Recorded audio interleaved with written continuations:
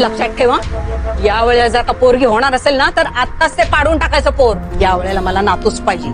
अहो आई, आता यात माझे काय चूक? आपल्या खानदानाचं नाव काय तुझ्या पोरी मोठ्या करणार आहेत का? एक लक्षात ठेव, पोरगा झाल्याशिवाय मी तुला थांबू देणार नाही. अहो पण मला त्रास होतो त्याचं काय? नाही सहन होतं आता मला. कधी एकदा आंबेडकर साहेब तो कायदा आणतील ना असं झालंय मला. नाव काढू नकोस त्या आंबेडकराचं. आंबेडकर साहेब, काही करून या सगळ्यातनं आम्हाला बाहेर काढा. पोरं जन्माला घालायची आणि चूल फुकत बसायची, यातच दिवस चालेत आमच्या बाईच्या जातीचे. साहेब, जिवंतपणी मरण यातना नाही सहन होत आता.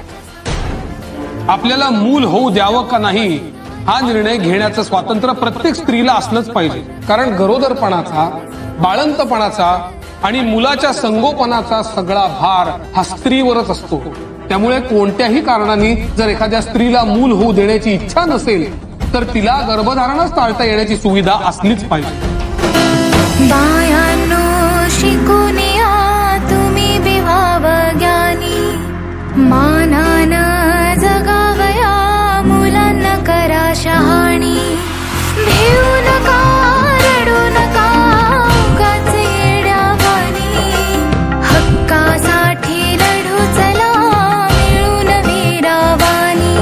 अगं बायानो शिकून या तुम्ही विवाह ज्ञानी, चला एके नर आता निके नर, चला एके नर आता निके नर, नवनिशान रोवायला किती